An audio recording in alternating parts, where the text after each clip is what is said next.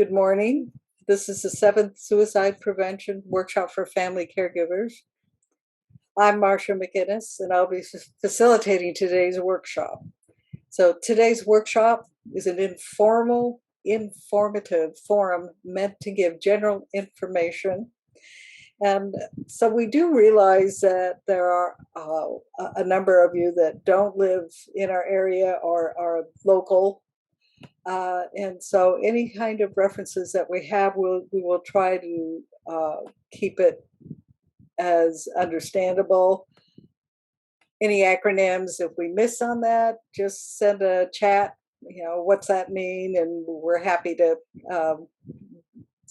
explain that to you.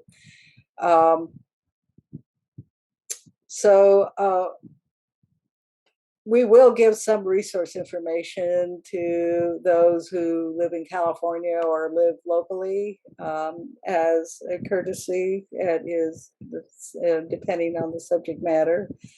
And for today, the setup, we have it set so that the audience is on listening only. If you have a question, use the chat box, and certainly we'll put information in and anything else, links, so forth in the chat box as well. So keep looking at the chat box area. So we are also recording today's workshop, and we will be posting it on the NAMI Tri-Valley YouTube account that we have. And I'm not sure about our co-hosts, but we will definitely have this on our site, and we will put that link in. And since I have your emails, I will certainly send that link to you when we have that up. So the idea to create a workshop for families around suicide prevention was conceived and developed by Mark Rahman, which you will meet in a short moment, and to help families recognize signs of suicide in a longer range of time before reaching a crisis stage. So next, I would like to introduce to you our co-hosts. We are very pleased and proud, we at NAMI Tri-Valley, to have NAMI Alameda County and Access Community Health as our co-hosts this year. I'm checking, we do have, we've asked each of the leadership in each of the organizations to just say a couple of words about who they are. And I would like to start with Valerie Jonas from Access Community Health, and she's the Chief Development Officer on their managerial board. And we can have Valerie co-hosted here. Hello, good morning. Thank you, Marcia and Mark and NAMI Alameda County for hosting this really, really important workshop. I will just take a few minutes to tell you a little bit about our organization. Access Community Health is a community health center, a federally qualified community health center, and we've been serving the Tri-Valley area since 1972.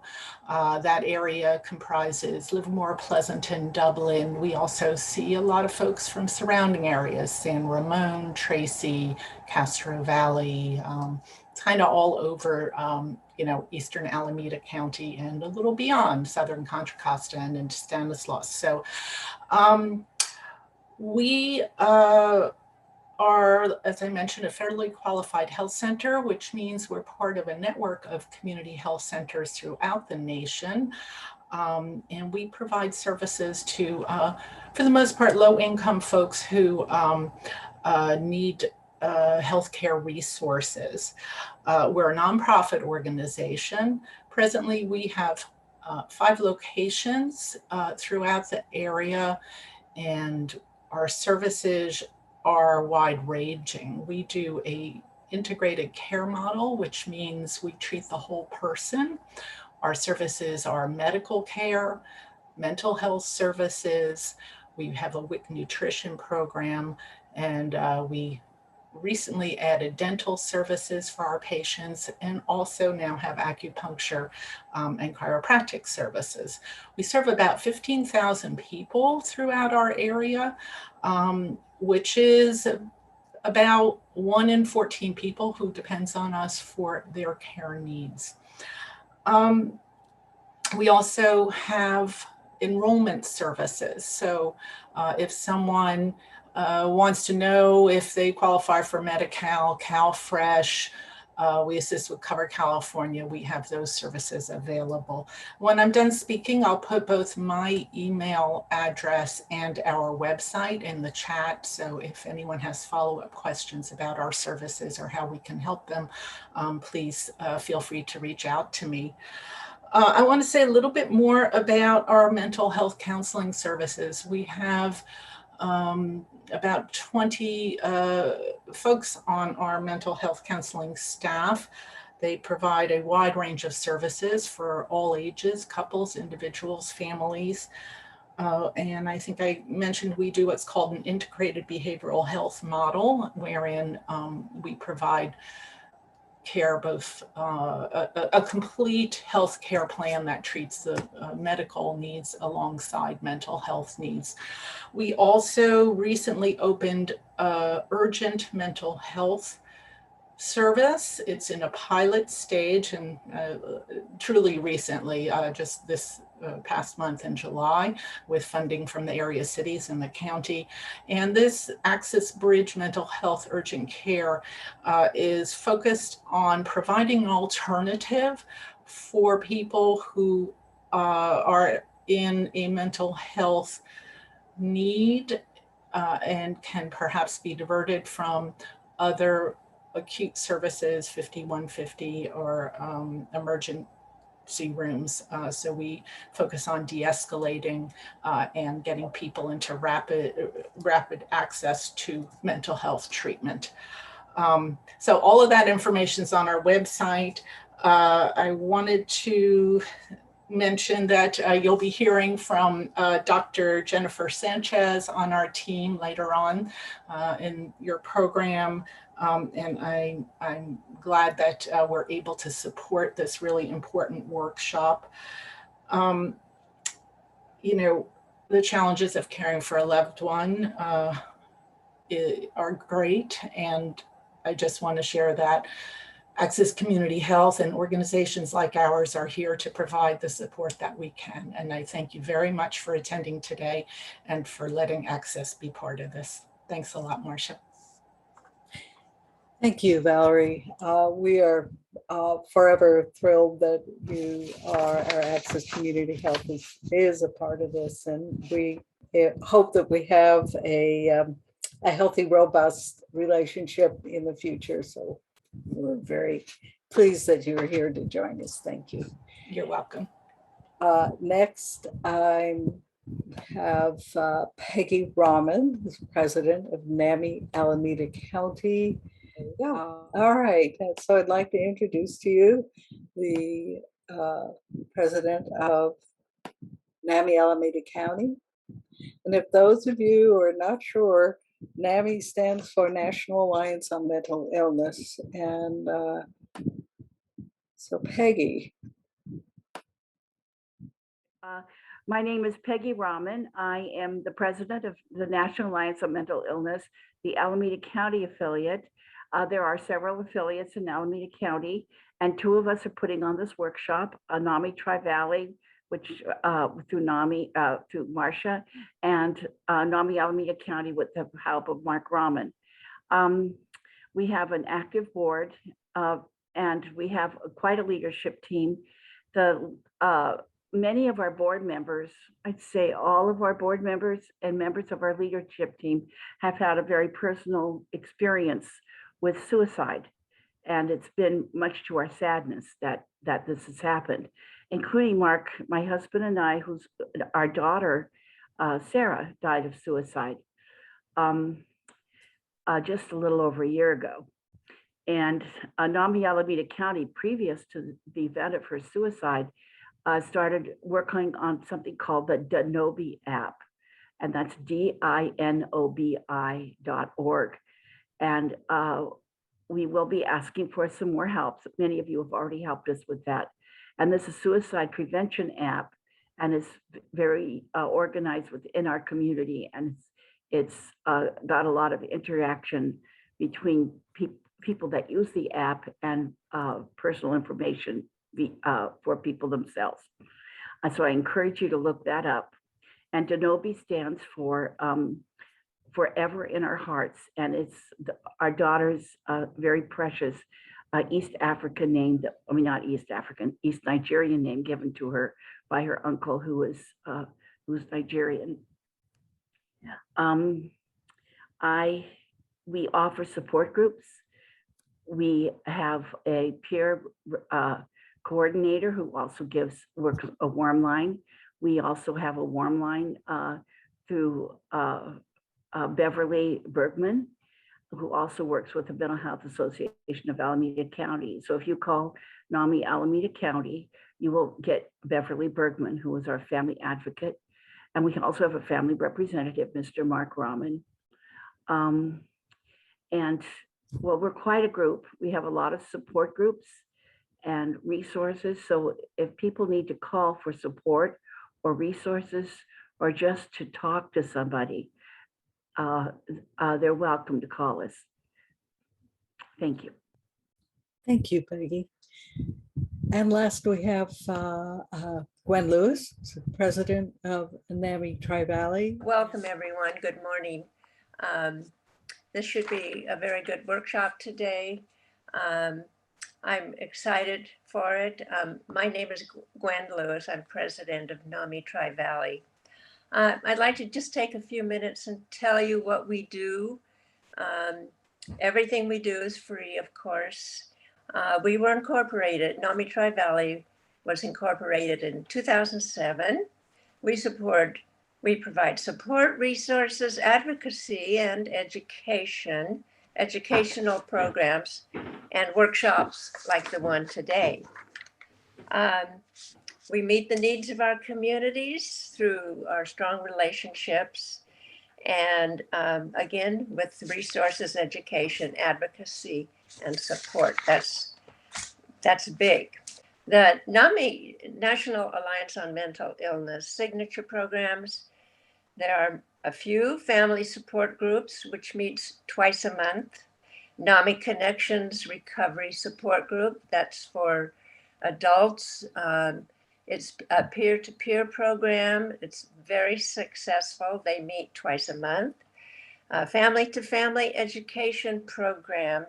And coming soon, our NAMI on-campus high school.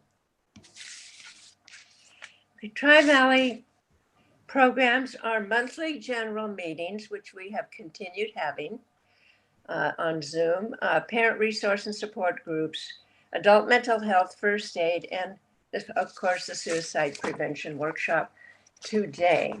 So our mission statement, NAMI Tri-Valley, in collaboration with other community agencies and organizations, is dedicated to improving the quality of life of all those whose lives are affected by mental illness by providing support, resource information, education programs, and advocacy. And again, all of our programs are free. Thank you, and have a wonderful day today. And there is the contact information. You might take a look at that and make note of it. Thank you again. Have a good day. Thank you, Gwen. You're welcome. At this stage, I'm going to start the slideshow. I do want to point out that today's workshop, again, is for the long term. Families are not expected to be perfect. It's not your fault. There is no guarantee of outcome. We're just trying to change the odds, and through power in knowledge. So self-care is critical to chances of success. sometimes we as family caregivers have the innate, I think, power because we know our loved one that we're concerned about. We know them best. And there's no one else that's going to know them as well as a family member. We just want to know what to do. So again, knowledge does open doors, and we're hoping to open that door for you today. I'm just doing real quick uh, and very, very quick today's agenda, and we'll just jump right in on Mark Rahman's presentation. So at this point, I'm very honored to introduce Mark Rahman, who has been an instrumental family advocate for years, and a colleague in helping with NAMI Tri-Valley and helping families and helping everyone. So we treasure him, we appreciate him beyond words, and he's going to start off the presentation today with what the stats tell us. Okay, so where we are by the numbers with suicide right now. Okay, I'm gonna run through this a lot faster than I usually do. This is the year 2000. Okay, blue background is accidental death. Red background is homicide. Green background is suicide, and white background is some form of medical difficulty problem, heart disease, cancer, respiratory, renal, diabetes, all sorts of different things. So if you notice there that suicide is pretty prevalent, but it doesn't break into the top 10 for all ages. And that's what it looked like in 2000. Skip to 2018. And all of a sudden, suicide is now the second leading cause of death for ages 10 to 34 inclusive. The numbers have gone up significantly, between a third and double in some cases per age group. Homicides have actually come down quite a bit.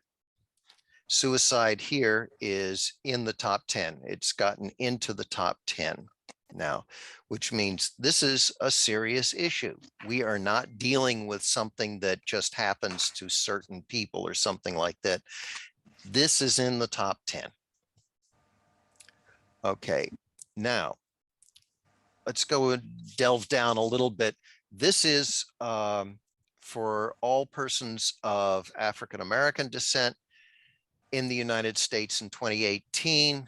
You notice that the suicide, while it's fairly high, is not higher than homicides. In that community, homicides are outweigh it by quite a bit, which is unlike nearly every other community. So it's a serious problem. The numbers of suicides is fairly even with the rest of society in terms of per 100,000. But the other causes of death are that much worse. Okay. And Hispanics, and again, we're back to the suicides are greater than homicides, and it's second leading in 15 to 34. Suicide numbers are a little higher than the overall population per 100,000. And it reaches to 9th leading cause of death overall. Serious. Asian Pacific Islander. This is unusual. Suicide actually replaces unintentional accidental death for 10 to 24 inclusive. So that's a big deal. That's school years. Those are the school years. And it's then after that, it begins to come down quite a bit. Does not break into the top 10 overall. Okay. This is for Native American, Alaskan Native. Again, suicides are high. Suicides are higher in 10 to 14 than accidental death. Reaches to number 8 overall. It's a huge thing, again, from 10 to 34. And this is females. Suicide is high, but it's only from 15 to 24 where it's the second leading cause, does not break into the top 10 again. Males, on the other hand, makes it to number 8 overall in the top 10.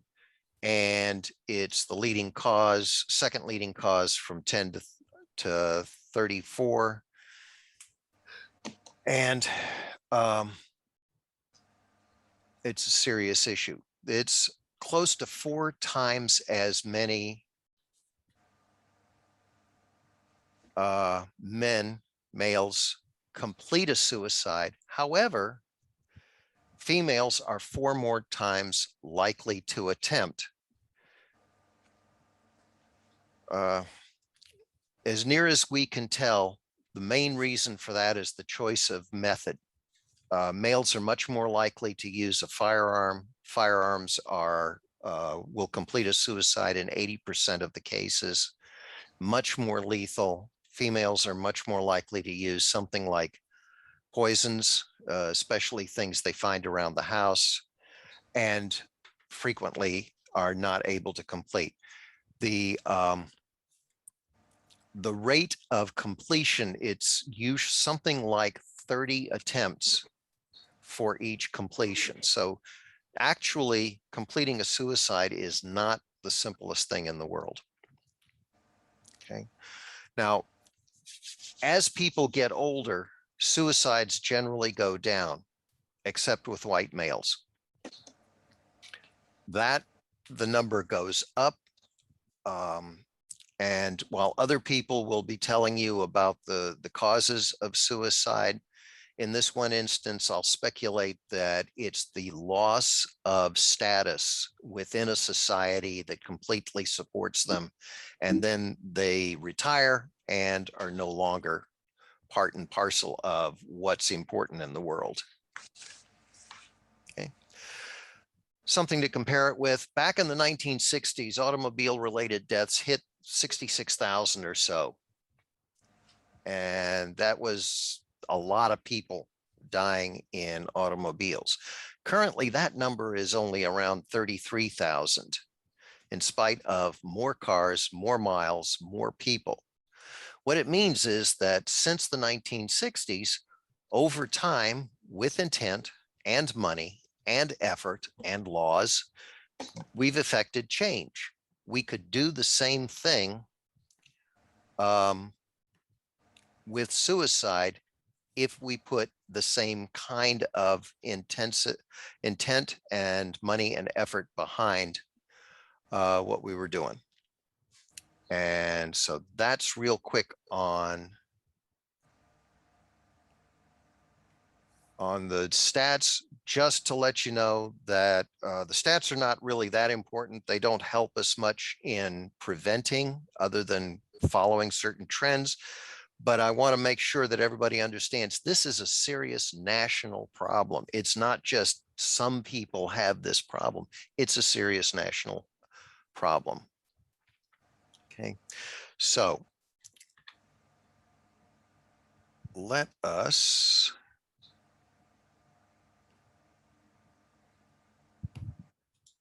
move on to one more little thing.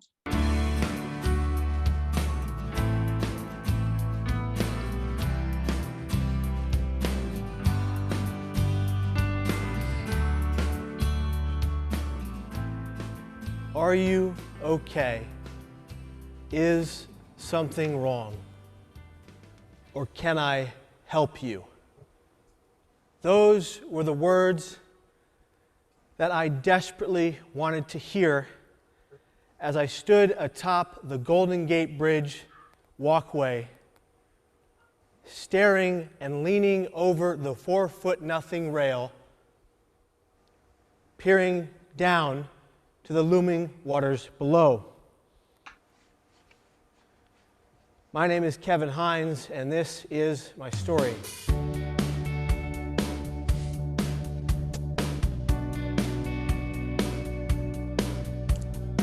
I think to do this story any real justice, we must go back to the very beginning. The day I was born.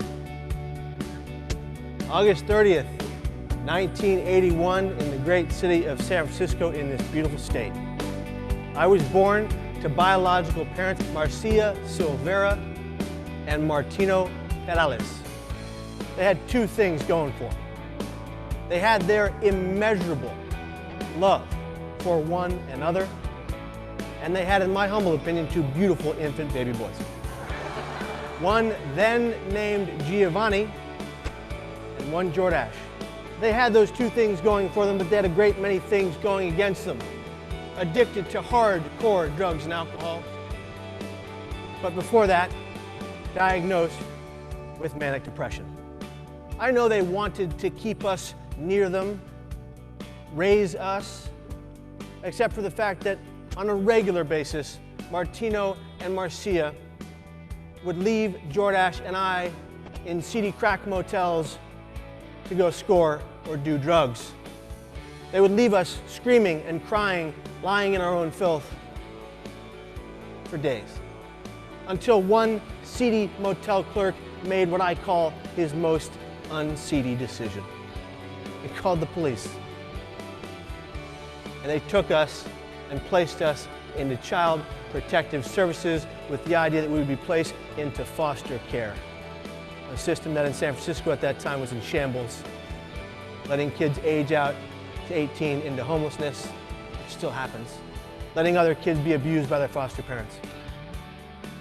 People often say to me, well, why does that matter? You were an infant. How did that affect you? We all know in this room that the first 3 to 9 months of any infant's life are the most crucial for their adaptation, coping skills, ability to connect. Yeah, I had none of that. Lost my brother, bounced around from home to home to home, having a new mom and dad every couple of weeks or days. I had nothing to adapt to, no one to hold on to. And so I developed, at a very young age, severe abandonment issues and a serious detachment disorder. And as I grew older, I thought to myself, well, you know what, I could grow up, I'll be like my dad, I'll be a banker. I could be like my mom, I could be a nurse. Heck, I can do anything I set my little heart to. Except for the fact that at 17 and a half, like a Mack truck barreling down the road at 75 miles an hour, it hit me. Boom. Extreme paranoia. Like it was out of nowhere. This mania would lead me to do things that were absolutely ridiculous. During these manic highs, these delusions of grandeur, such dark times, such self-loathing, such inner voice hatred. When my father was in his room working, studying, reading, writing, I was in the bathroom, peering in the mirror, loathing every fiber of my being. From 17 and a half to about 19 years of age, I'm battling this up and down, up and down. Now, I'm taking medication here and there, and sometimes not at all. But somehow I was able to pretend to my family that I was okay. At 19 years of age, in September, it got to be too much of a burden on my soul. At 7 in the morning on the 25th, my father entered my room. He looked upon me, he said, Kevin, I'm very worried about you and I don't know what to do.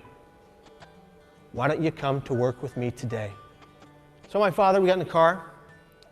We drove to City College, a kiddie corner on the side of City College. San Francisco. And as I looked at my father, knowing what I was going to do, I felt not for what he would feel. I felt only pain, the common denominator in those who attempt and die by suicide with mental struggles, that epic battle with emotional and mental pain you cannot get away from. I kissed my dad on the cheek as I had done since I was about yay high. I stepped out of the car with my right foot, and even though I knew I had to die that day, a tear rolled down my right cheek off my chin, and it landed on my right shoe. With a few clicks of the button, it was done. And there was also gone my medical coverage. I didn't know that all my medical coverage would disappear with those few clicks of those buttons. And that my father, if I survived, which I did, would bear the burden. I walked out to that bridge, feet heavy, heart palpitating, eyes red with tears. After 40 minutes, you guys all know what happened next.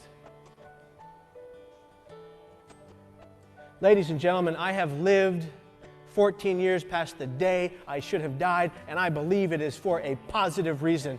No matter how depressed I get, no matter how bad it turns, I will never attempt again. And every day of my life, until I die of natural causes, okay, every day of my life I will work in this field trying to help others. Ladies and gentlemen, remember this. Yesterday is history. Tomorrow is a mystery, but today is a gift. That is why they call it the present. I look to you now, and I say, let us always and forever cherish today and every single day. Thank you from the bottom of my heart. Thank you very much. Thank you.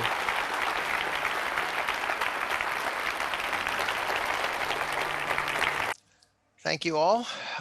In the interest of time, I think I'm going to give it all back to Marcia to carry on. Just one note, an apology, but we have everyone muted and not able to open up the video. That's because inevitably there's a whole lot of back chatter or something that happens, however, unintentionally when the speakers are speaking that can interfere. Plus, we don't have releases from everybody who's attending. So we have to protect them from the recording that will be going on. So thank you very much for enduring all of that. And now I'll give you back to Marcia. Thank you, Mark. The next speaker on our agenda today is Ben Au. And Ben Au is the Crisis Line Program Director at Crisis Support Services of Alameda County. And he identifies as a family member caregiver and lives in Oakland, California. So Ben likes to dance, ride his bike, cook, and spend time with his family. So our focus will be on his talk. And I also am going to put in the chat line the website or the web link for the Crisis Support Services of Alameda County. Today, his talk will be on communication, what to say to your loved one who is actively suicidal or having serious thoughts. Marcia, thank you so much for that lovely introduction, and thank you so much for having me here and for being part of my support system. My name is Ben, and I'm a family member caregiver. I'm also the Crisis Line Director at Crisis Support Services. I started on the crisis lines as a volunteer, as a college kid. My connection to mental health work started when I was born. My birth mom was a refugee from Vietnam, and she lived with schizophrenia. And during times of war, right, it's very difficult to manage your mental health on top of trying to escape a country. So she struggled.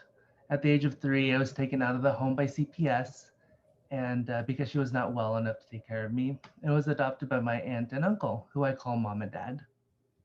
And in the home, right, I experienced mental health stigma. We didn't talk about her. We didn't talk about what it means to live with mental health challenges.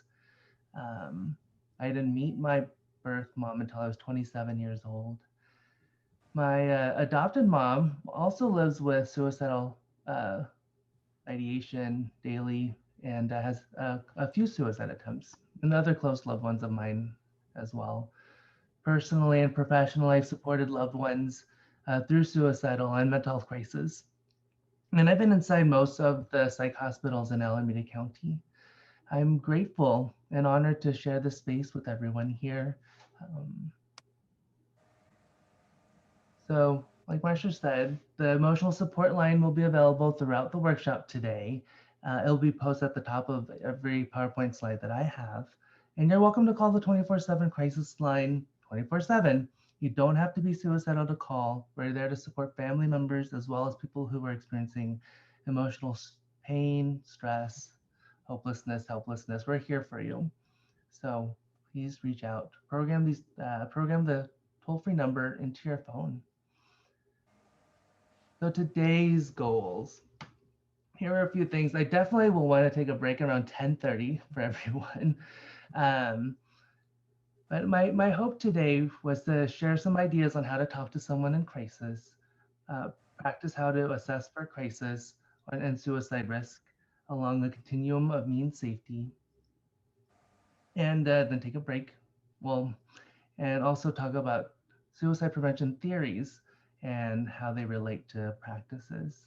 So I worked really hard to create like an interactive experience. It's a little bit more difficult that we're in the Zoom space and not all together in person. But I invite people to use the chat. I invite people to raise your hand, share stories too if something resonates with you on the screen. Um, I have some ideas to share and some knowledge, but I do believe in the collective wisdom and experience that everyone in this workshop brings. And your stories will help other family members feel understood. Um, and through your stories, I hope that we find connection. Let me actually make sure that my chat is open. Perfect.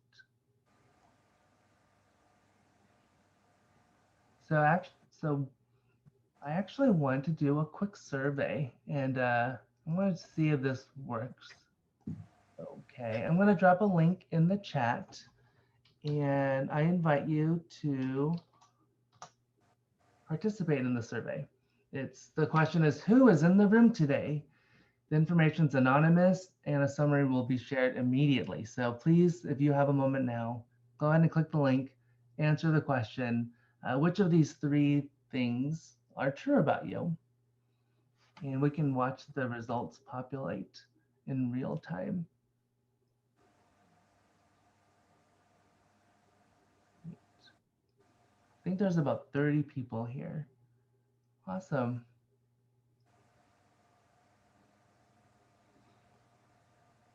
And this data is all anonymous, and you're seeing the results right away. I'll give people 1 or 2 more minutes, one more minute. And thank you for people. If you'd rather send me a private message, that works well too. Thank you. The reason why I wanted to do this quick survey, it reminds me that I'm not alone, right? And that it's okay for me to share about my own personal struggles, as well as the struggles in my family. To struggle is to be human, and we're all connected in this shared human experience. I also want to be sensitive to the people in the room today who have lived experience around suicide. Either you've lost someone to suicide, or you live with suicidal thoughts or feelings, or you've made a suicide attempt. You are all important to me, and I'm grateful that you're here.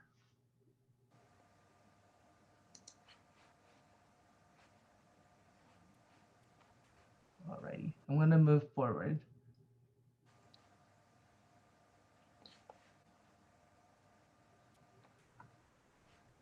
All right, so the first part of my presentation today, I wanted to share some ideas on how to talk to someone who's living with current suicidal thoughts or feelings. Before I jump into that, language does matter. This is a quick slide from a really amazing resource called Now Matters Now. When I send out the PowerPoint presentation, you can click on this and you'll get to the website Now Matters Now. It's an amazing website because it has tools and skills you can use right away if you're feeling stress or if you're feeling suicidal, if your loved one's feeling suicidal, they're welcome to go to the website. And just like watching a few YouTube videos, it's been shown that you will start to feel better. They created this slide to talk about language that is compassionate versus language that may not be so kind. Language matters because it shapes how we think about suicide. It shapes how we think about ourselves and our loved ones.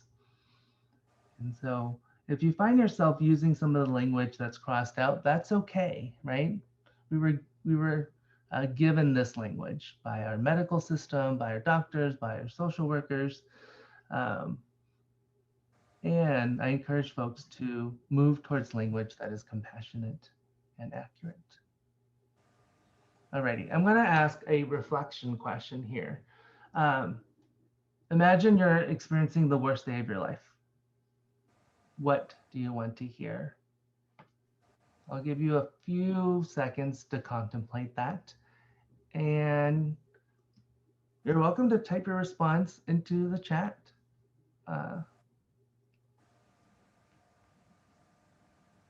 Kevin Hines in the video that Mark showed us shared, he wanted to hear, I'm here to help, right? You're not alone.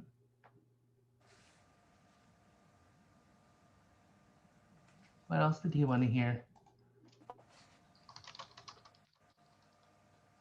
It's going to be okay. What else? What would you like to hear if you're having a really stressful, awful day, or you just heard some bad news?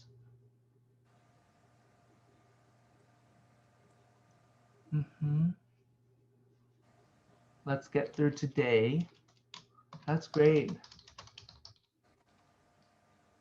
It's overwhelming, right? We're trying to solve all of life's problems at the same time. So let's just try to focus on here, on the here and now, on today. I'm here if you need me.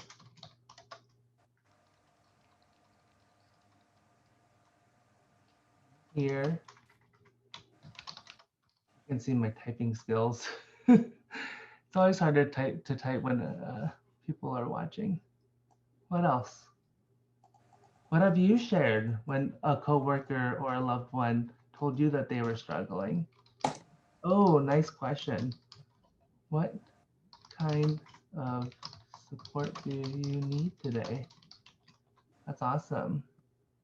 Sometimes we feel so responsible, right? We need to help this person, we need to save this person. But that's a lot of work. I'm sure the person who's struggling has some answers about what might be helpful. Showing empathy. I'm very sorry to hear about what you are going through, right? Like really taking the moment to feel what the other person's feeling is something I encourage you to do.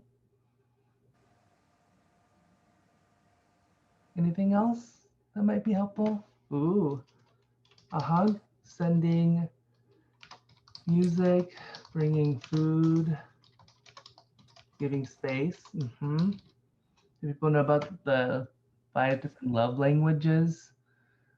Giving gifts, spending quality time, saying I love you. Excellent.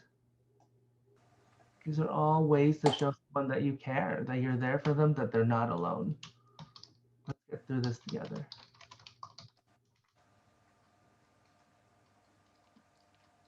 Excellent. See, you already know what to say and do. Give hugs with their permission. I love this. Like I said earlier, you already know what to say and do. And then we can, I think what happens in those moments of crisis is that, you know, part of being in crisis is that we lose access to our prefrontal cortex, our ability to think clearly. Our emotions might be so overwhelmed, right? But here, you're able to put together a list of things that you can say and do right away to help someone feel better. And once again, I'll share the slides at the end of the presentation today so that you'll have access to all of this. So before saying anything to support someone, it's really important to listen very closely. And I'm going to go back to my presentation, right? And so listen for invitations for help. I appreciate someone adding, just say something nice. Yeah, exactly. If someone tells you, you know, I feel like I'm a burden or I'm feeling like a failure today, right? Respond not in silence, but say something nice. So here's a bullet point list of things to look for, listen for. They might be clues that your loved one is struggling.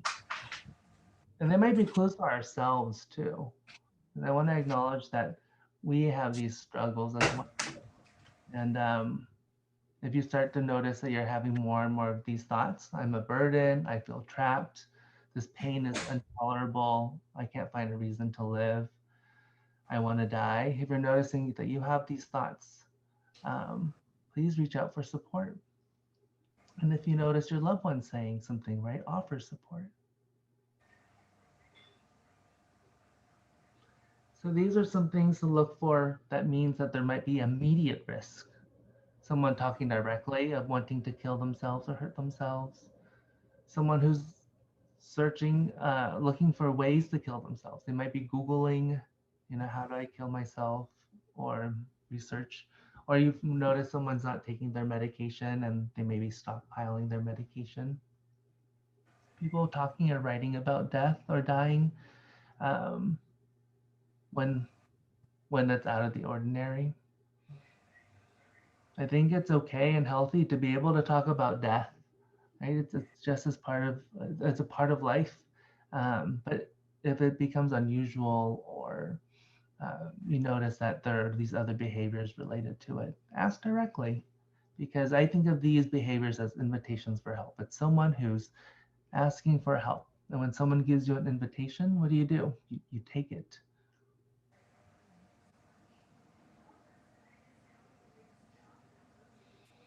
I'm going to use the Be the One-Two framework to structure my slides today. There's more information on the Be the One-Two website, but they include ask, keep them safe, be there, help them connect, and follow up. So the first ask is to ask directly. Are you thinking about suicide? And the positive asking directly, right? It communicates that you're open to speaking about suicide in a non-judgmental and supportive way. You're saying, I am here, I am ready, I can handle the pain that you might be experiencing now. It opens the door to talking about emotional pain, and it tells the person, right? I'm here to help. There are some other ways to ask. And you might find another way to ask that fits your style and your comfort level. So we're giving you different tools.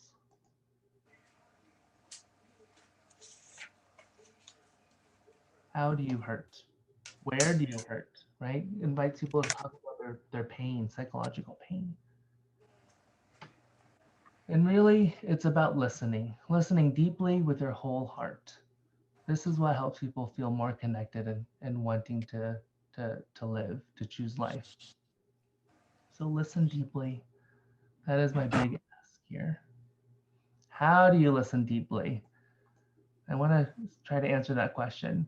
I imagine many people have seen this clip, so we're not going to see it together today, but I invite you to do it. Brene Brown talks about what the difference is between empathy and sympathy.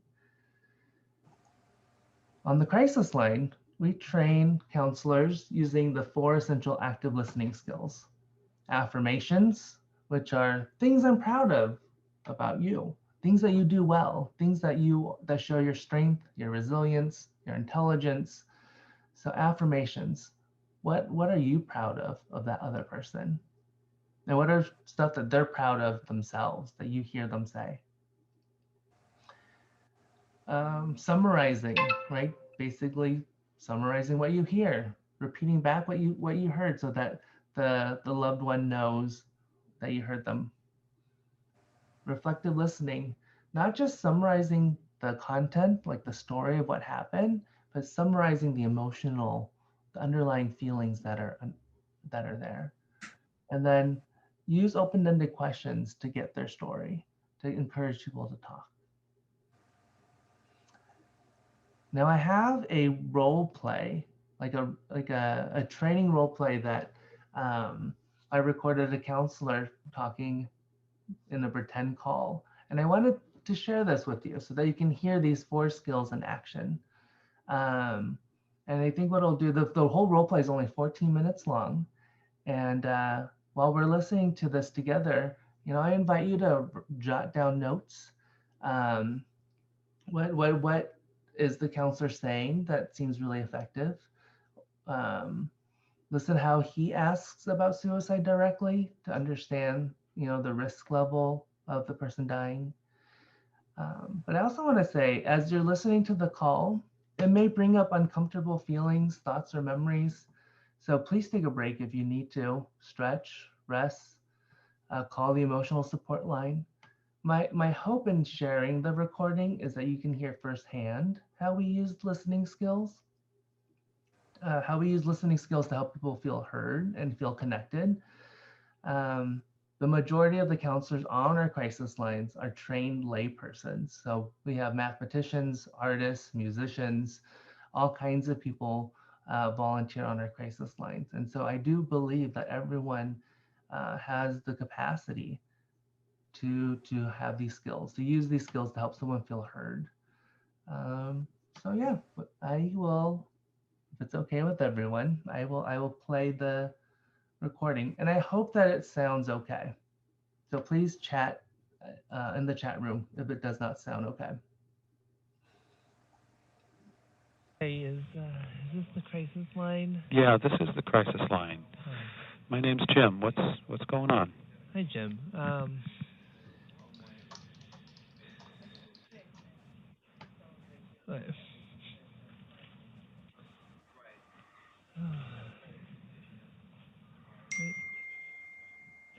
just feeling really, really down and really upset right now. Okay. What's happening? Well, it's been going on for a while, but I just think I was, all the signs were there, and I just didn't want to see them. So something happened that really has kind of made you feel upset, it sounds like. Yeah. Yeah. Yeah.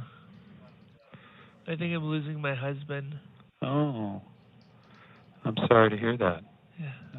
So it's been but it's kind of shocking to you, it sounds like, still, even though you think you might have seen it coming. This is kind of new news to you, is that right? Yes, it's the worst pain I've ever felt in my life. Oh, wow.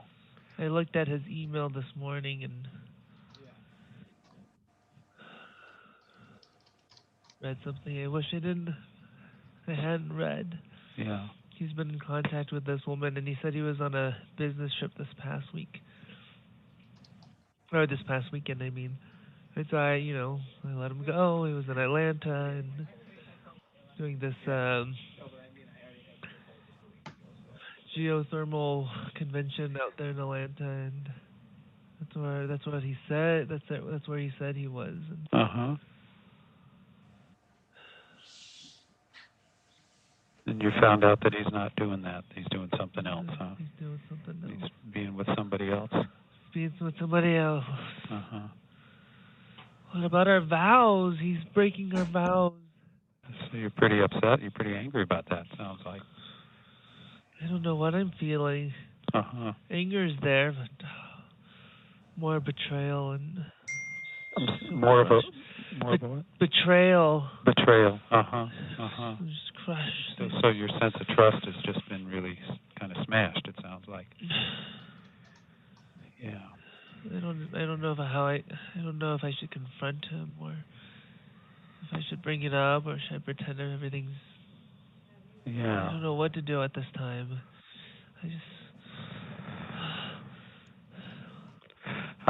How are you doing at this point? I mean, you're feeling upset, but what's that feel like inside you? It's everything what we just said, betrayal, anger, I'm crushed. I just, Yeah, feeling you know, crushed. this is the love of my life. This is the man I married 25 years ago, and you know, we made vows to be together forever, and so this is really hard to even begin to understand and accept. it is. Yes, it's really hard. Yeah. I mean, without him, I don't think there's a point to living. Is that right? So, are you worried about that you might not want to live if you end up splitting up? Are you thinking about killing yourself?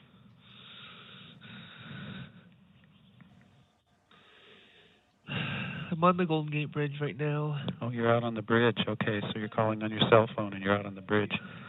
So you're thinking about jumping off? I don't know what to do. Yeah, I can imagine. Well, I'm really glad that you called here, and maybe we can talk about it in a way that'll help you feel a little bit calmer inside. It's a really, really hard time that you're going through right now, it sounds like. Are you, where are you on the bridge? I'm just pacing back and forth. Pacing back and forth, okay. How far are you from one of the ends? Oh, I'm closer to the San Francisco side. Okay. Are you willing to start walking that way while we keep talking? Okay. Okay. So you're walking that way now? Yeah, I'm walking right now. Okay. Not a lot of people because it's so cold. It's pretty cold, yeah. Imagine it's pretty windy, too. Yeah.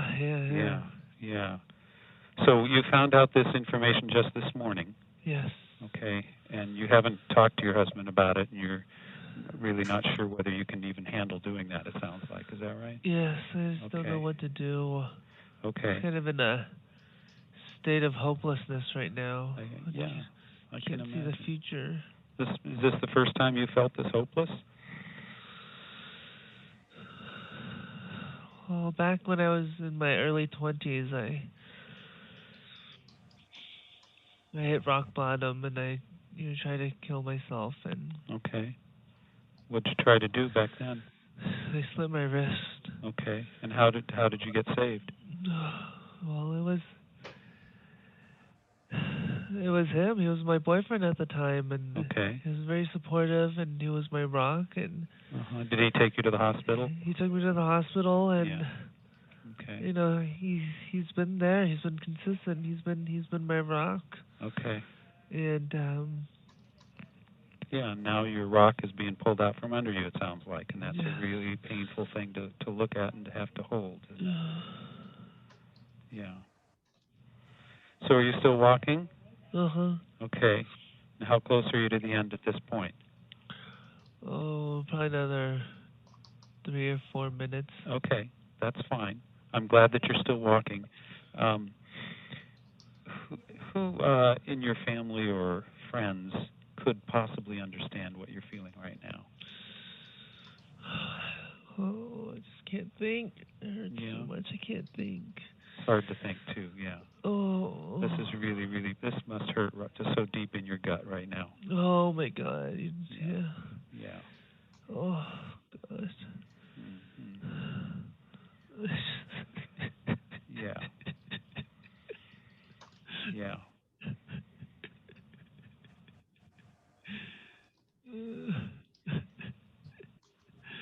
Have you been able to cry before today?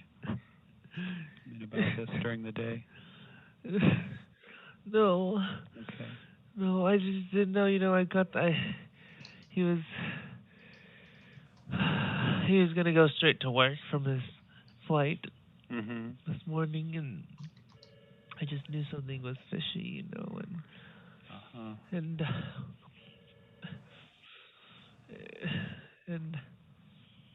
I turned on his computer and signed on to his email, and It was like 9 o'clock this morning, and I don't even know what I did today. It's just like after reading a couple emails, I just felt so sick to my stomach. Yeah, I can imagine. Throw up everywhere, and you've had quite a shock to your system. And I just didn't know what to do, so I grabbed my keys and I got into the car and I drove to the BART station and at West Oakland, gone to BART, and then took BART to Muni and found myself here at the bridge. So you weren't sure that that's what you were doing when you left the house, but that's where you ended up? Yes, I didn't know what I wanted to do. You know, I just so furious that I got in the car and just started driving. Sure, yeah. And then the thought crossed my mind that there really is no point. So it's really hard to imagine feeling whole without being in this marriage at this point, it sounds like. I can't, no. He's my life. He's my everything. I've given so much, you know. Yeah. I was a stay-at-home mom. I was on the track to be a doctor, and I never went to medical school so I could be at home and raise a family. And so he can pursue his career. So you've really sacrificed a lot I have. to make this work. I have, yeah. and I can imagine that must feel really I feel bad. like I've just wasted my last 25 years of my life now. You know, now I'm 50 and just don't know. So did you mention that you have kids? Oh, I have a couple. You have a couple kids. How old are they? One's 18. And one's 21. Okay. So are they around? Yeah, the 18-year-old still lives at home, still goes to high school. 21-year-old is going to Stanford right now. Okay. So how close are you now to the end of the bridge? I'm there. Okay. Where's the nearest bus stop? We'd have to walk down a little bit. It's still a ways away. Okay, that's all right. Is there a park bench or anything you can sit on for a few minutes? Yeah, there's a bench right here. Okay, why don't you find a bench where we can talk a little more?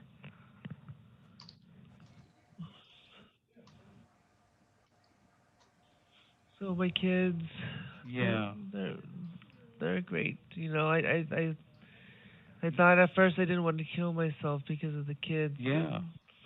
You know, I did a pretty good job raising them. They're, you know. I can imagine.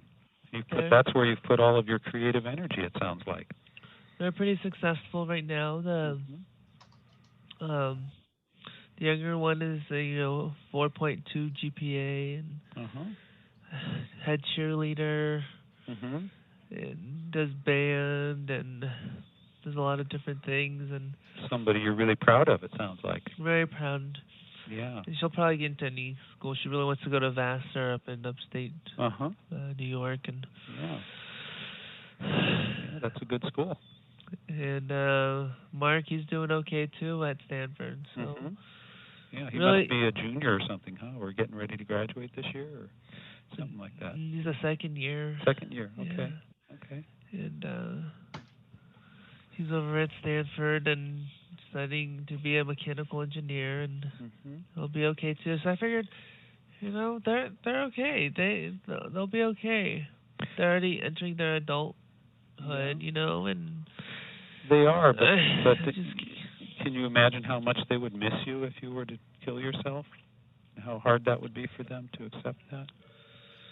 Because you really love them. It sounds like you love them so much, and even though you're feeling a lot of despair, I'm concerned how much that would hurt them too. Whether there's some other ways we can help you work with that feeling of despair, so you don't have to choose to kill yourself, but to find a way to work through it and find some sense of, support for yourself. It sounds like you're pretty alone in trying to deal with this at this point. So yes. I'm really glad you decided to call and talk about this, because I think that tells me that you've got some feeling that there's a reason to try, even though it's so hard to imagine anything different right now. Sounds like you've made a choice to at least try something by calling here, and I'm really appreciating that. I'm hoping we can come up with something that'll, it won't solve the problem. The problem doesn't sound like it's going to go away right now, but maybe we can help you weather it a little bit more. Does that sound like something you'd like to try to do? That sounds good. Okay. So one thing I'd really like to do is see if we can figure out somebody you can think of who can support you at this point, who knows your story mostly, and you have some connection with that you feel like you can share what's going on, so you're not feeling so alone holding all this, and maybe even can help you figure out what you need to do. Is there anybody like that in your life? I guess my friend Erica. Okay. So Erica, She's okay. still at work right now. That's okay. So she's at work. That's good. We're just starting. Is there anybody else besides Erica who could at least hold part of this story with you? Do you have any brothers or sisters you could talk to about it, or? No brothers. Okay. Or sisters. Okay. Any other cousins or friends or relatives who you're kind of over the years you've had a sense of connection with? Yeah, I have some good friends. Okay. Group of people went to college together. Uh-huh. Okay. So after we finish talking, do you think you could either go over to one of these people's houses and spend some time with them, or at least call them on the phone? Yeah, I'll talk to Erica. Okay. And can you promise me that you won't jump off the bridge at this point, or do anything else to hurt yourself without calling back and talking to somebody here? Yes, definitely. Thank you so much. Okay. You going to be okay for a little bit now? I think I'll be okay. Okay, and you just call back if you need to. We're here 24 hours a day. Okay, I really appreciate your time. Thank you so much. You're such a blessing. All right. I didn't catch your name, by the way. Susan. Susan? Okay, Susan. I wish you the best, and do call back if you need to. Okay. All right. Bye. Bye.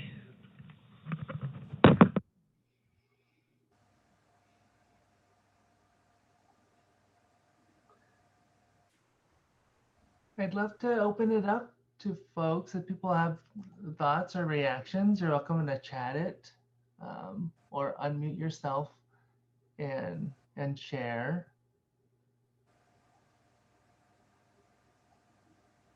What was it like for you to hear the call?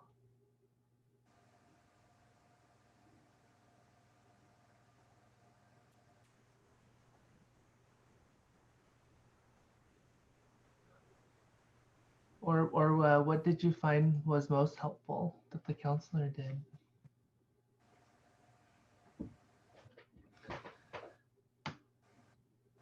Something that I'm really struck by is that call only lasted 14 minutes. And it's truly incredible that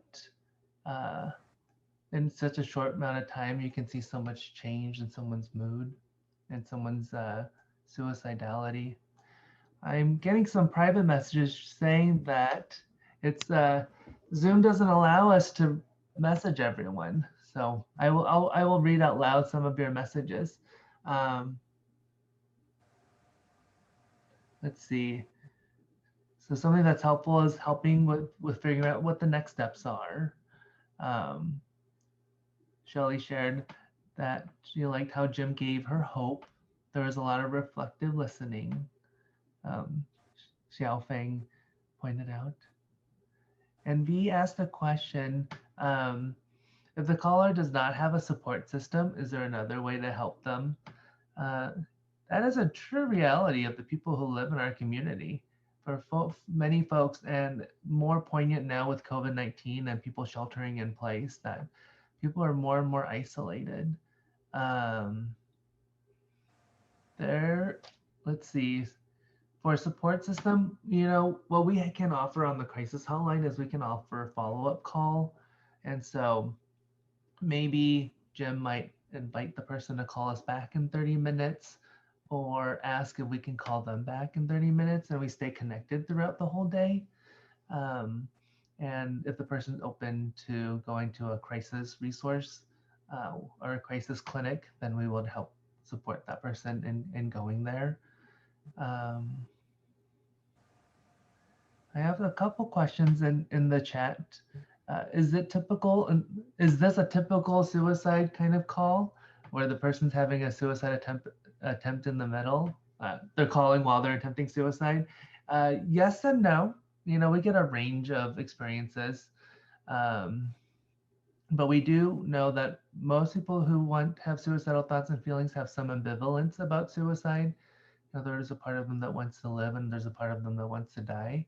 And so you hear us doing a lot of acknowledging and validating people's desire for dying, while bringing up, you know, reasons for living. So Jim talked about the kids and other reasons for living. Let's see. Doug asks, is it easier or harder to be in this discussion when you're a family caregiver and have a history with the person considering suicide as compared to someone who you don't know on the crisis lines? I would say harder when it's a family caregiver because you have your own emotions, you have your own desires for that loved one, you have your own plan. You know, if it was your child, you have your hopes and dreams, which are important and necessary that makes the situation more complicated. So I do think it's harder when it is your loved one. Also, our mental health system is not very supportive in our community, and we do rely on family members to do the majority of the supporting, and we get burnt out. And so like we do encourage our family members and caregivers to take care of yourself, take breaks, figure out how to like rotate, and it takes a village to take care of one another. So burnout is a real thing and a valid thing. And it doesn't mean that the person who is in crisis is a burden. I want to be very clear, right? If you're in crisis, you're allowed to be in crisis. Um, and the reality is holding that emotional intensity takes a toll. And so figure out how to like balance that is another part of being a family caregiver. So when it's a person who's calling the lines, it is much easier because my relationship with that person ends after, you know, that call or after a couple more calls. But when it's our own loved one, we have an ongoing relationship. Odessa shared that it was very intense to hear the call, but was struck by how much the crisis line person gave space to the caller. And the active listening and use of words was amazing. Christine shared it was so skillful. The reflections, the calm, the redirection, and the request of a promise at the end. I find it interesting that the police or mobile crisis team was not called in. I feel that this is a better outcome for the woman, for this woman, provided she does not reach out for others' help or support. Yeah.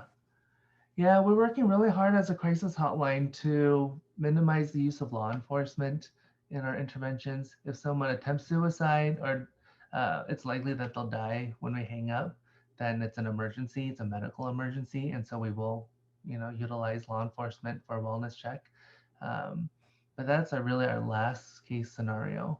We acknowledge that depending on the color of your skin or the neighborhood you live in, calling the police can create more harm to our community members. And so we work really hard to problem solve together, figure out if there's someone that can come over to your house, you're not alone. Maybe you can get a Lyft or an Uber to drive you to the hospital. There's so many other options to explore. And for some folks, calling the police is the right thing to do. So I don't want to take away that option, but I want to acknowledge that different people have different experiences with the police. And we want the help without the trauma, potential trauma. We'll listen to Ben Howe's second half of the presentation. Ben, thank you so much for this first portion of your meaningful and very important presentations. So thank you. We'll see you after the break.